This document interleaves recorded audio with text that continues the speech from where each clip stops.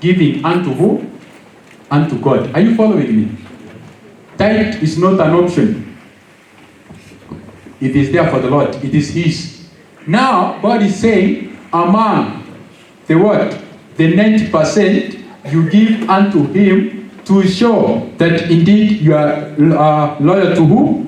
To God. Listen, that which sees, that which helps us to see a relationship of a person unto God, that which helps us to see that indeed you love God is not the tithe. I want to repeat. That which helps us to see that indeed you love God is not what? The tithe. Because that one, you don't even negotiate. It belongs to Him. It is His. Now, from the 90, it is upon you, depending on the love that you have towards God. Bible says that for the love of Christ compels us, for the love of God constrains us, that we may give Him an offer, a free willing. That's why I said stewardship is the matter of the what? Of the heart. Now from this one, let me get one person. You are just, come.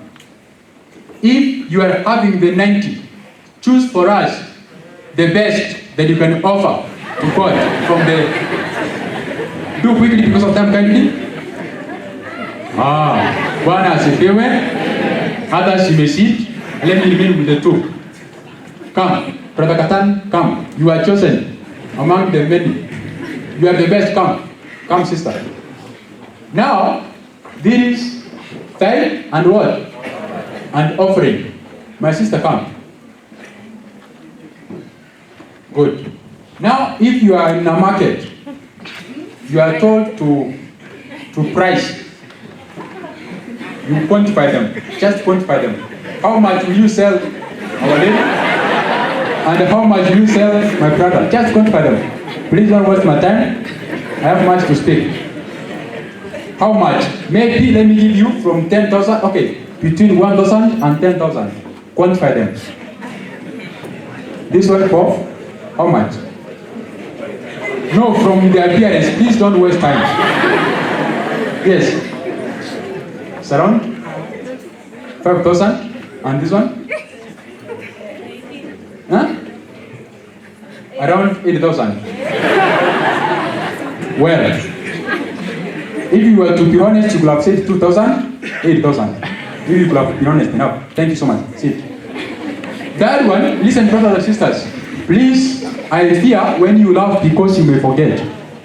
Listen, this one should teach us that if tithe is 10%, then it means this which I'm giving out of free will, because God has helped me, because of His grace, you know well that you narrowly skip that pregnancy. Praise God. You know so well that that lady was so lenient to you. Because of what God has done to you, because you belong to Him by creation and redemption, now offering should be more than what? Than tithes. That is biblical.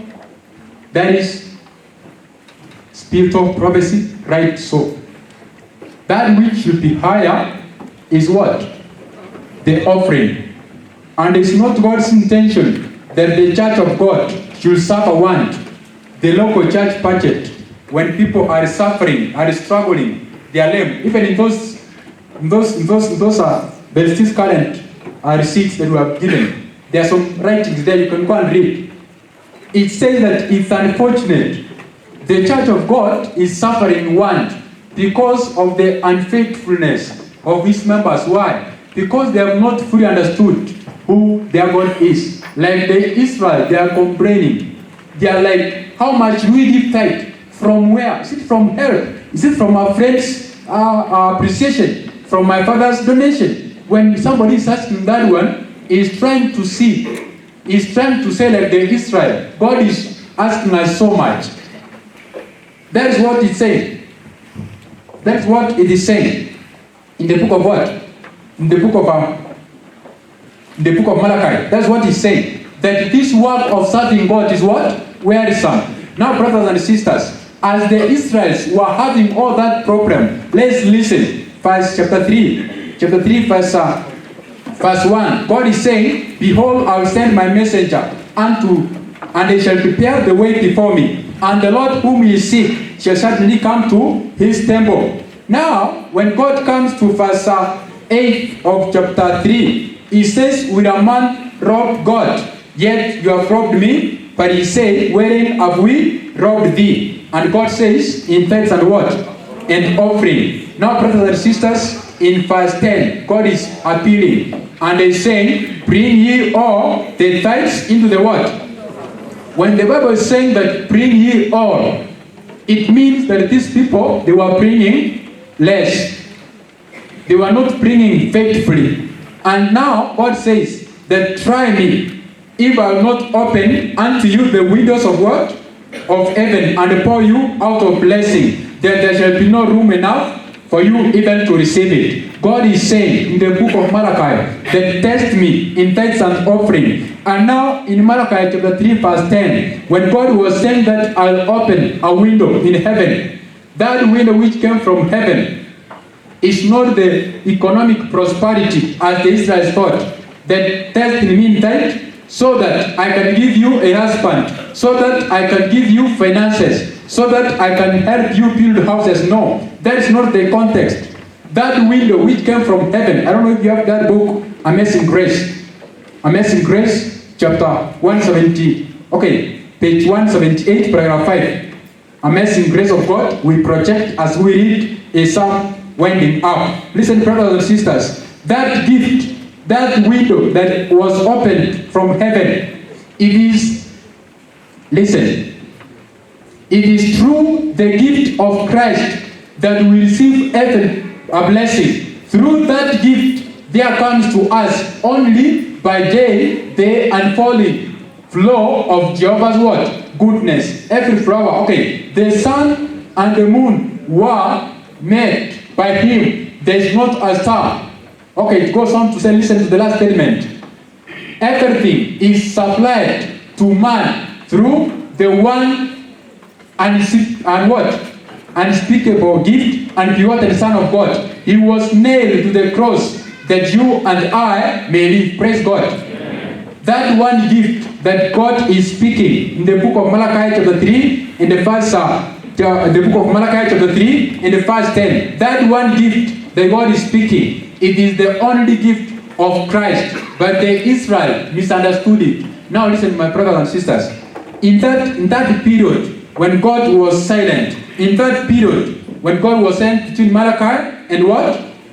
And Matthew, then an angel, after 400 good years, an angel announced unto us, a child is what? Is born. Praise God. And that child, Jesus Christ, God had kept quiet up to 400 years. When Christ was born, he was with us. He was rejected by many of his people. When you read the book of John 1 verse 10. And now, when that gift, Christ himself, when he came, he was baptized by John the Baptist. In fact, among the ordinary people who were standing by the riverside, who were standing by the seashore, when John was looking among the ordinary people, there in the midst, he saw the Desire of Ages. Praise God. And he could not withhold his peace, but he said in a clear, distinct utterance that, behold, the Lamb of God, which does what? Taketh away the sins. He was answering the question of Isaac unto Abraham. Father, where is the lamb? And when John saw the lamb, he couldn't keep quiet, but he said, see, behold, the Lamb of God that was slain even from the foundation of the heart. Brothers and sisters, when Christ was approaching Gethsemane, he was seen as a person who is a drunkard. He was staggering in his movement. And when he was staggering, the Bible says, even the spirit of prophecy, that twice, in the book of Mark chapter 14, in verse 34 to 37. Mark 14, 34 to 37. Jesus was seen as the one who is struggling, who is about to fall down. Twice he could have fell down, and it did not be Peter and John and James who held him. And now, when Christ was praying at Gethsemane, when he was crying, an angel from God, Gabriel, came. He came not to remove the cup but he came that he may strengthen Jesus. And when angel Gabriel was explaining unto Jesus, Jesus himself, he saw the list of the used people. He saw the list of used people. If he will have that perseverance. If Christ will withstand that challenge, then these people of used, all of them will be saved. Praise God. Christ himself, he saw your name when he was shown by Gabriel. And Christ said, come what may, I have to go to the Calvary. The cross of Christ, which Paul glories in. When Christ was at Calvary, he had two options. The devil tempted him, then come down so that we can believe what? We can believe you. But Christ could not come down. Why? Because his love, the agape love, was so much for you. And that's why Christ yet to remain there. The option was him to come down and go to heaven, but humanity to be lost. But Christ chose him to die forever, and humanity be saved forever. Praise God. Christ died, and on that Friday, he died. He gave up the ghost. On that Sabbath, many of the people died.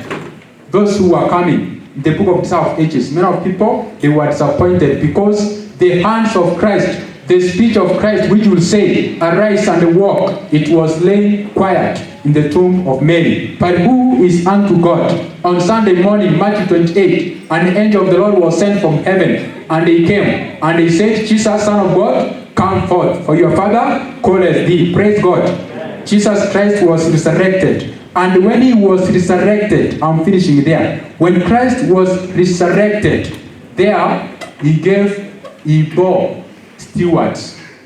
He bore stewards. He gave birth to stewards. Now, who, after understanding what God has done to them, they will not give because they are coerced. They will not give because they are forced, but because he said it is done. Your curses are done. Praise God. Your condemnation, I took it. Because of that one, now we can become faithful stewards. Allow me to finish with this verse.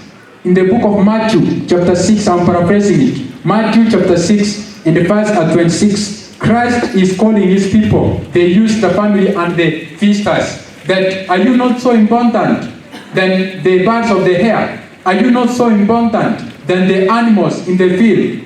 Why are you not having faith that if you give unto God, in fact we are not giving, we are returning because everything belongs unto him? Are you not so more important? He says, look, behold the fowls of the air, for they sow not, neither these birds of the air, they have no ministry of agriculture, but they never lack anything. Many of them, they have no ministry of health, but none of them is overweight. The birds of the air, they are symmetrical. But come to humanity, come to the Israelites, you wonder what kind of people that God is bringing. Are you not much better than they? That is the concern. That is the weeping. That is the lamentation of God unto his people. And he says, my son, I paid all that you and I may live. Praise God.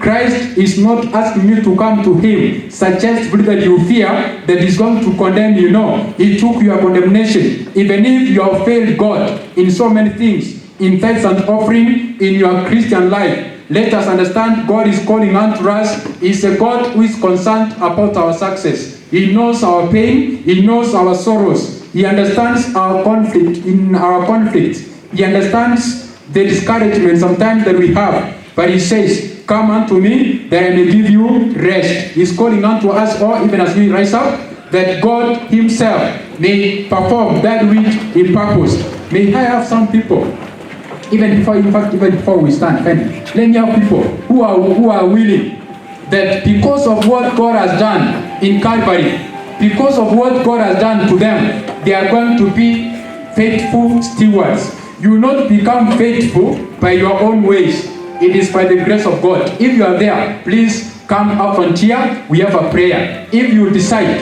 that you want to be a faithful steward of God, just come, because he has promised, and he who has promised is faithful and will perform it. Praise God. Kindly come, a lot of time. Come, if you are willing. God is seeking for a relationship. God is seeking for your heart, that you may respond to his love that he has given unto us. If you want to see really that you are blessed, don't look at your financial, don't look at the bank, don't look at the houses, Don't look even at your suit and even your clothing. If you want to see that indeed God loves you, look at the cross of Calvary. Praise God. He gave all heaven just but because of you and I, that we may be saved. Now, brothers and sisters, I want to pray that you may not look so much to your performance, that you may not look so much to what you do, but look so much to what God has done in Christ for your salvation. Praise God. Don't look so much to your performance, because when you look at what you've done, you may be discouraged. But Paul says that now I thank God. It is the grace of God that sustains. It is the grace of God that it's not me who lives now, but who? But Christ who lives in me. So that when I'm doing everything, when I'm eating, when I'm singing, when I'm doing whatever that I do it not for myself, but for the glory of God. And it's my prayer that we accompany Paul in Philippians 1:21 to say that for me to live is Christ and to die is gain. For it's my prayer in Jesus' name. Amen. Let's rise up all.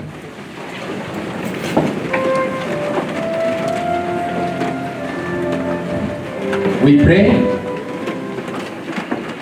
Our Father, our God in heaven, thank you, Lord, because you understand our sorrows. Thank you, God, because you understand our pain. Thank you, Lord, because you understand our helplessness.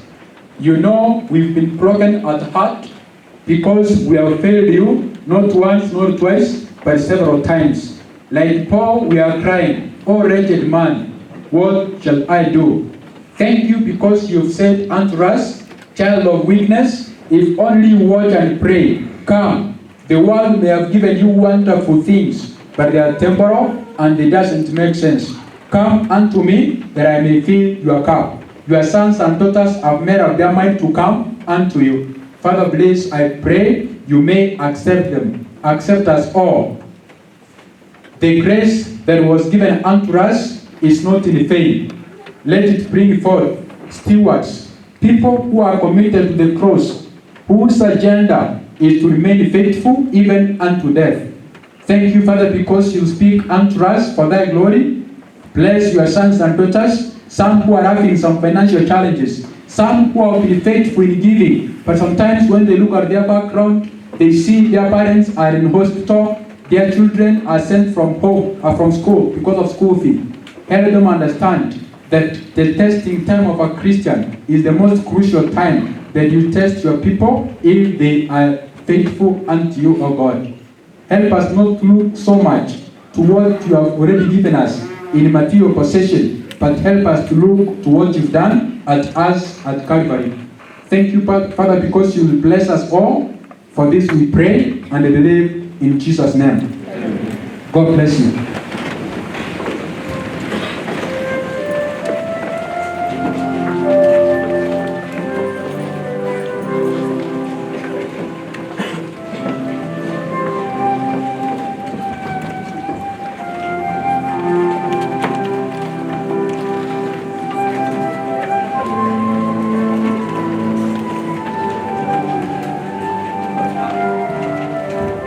Thank you very much.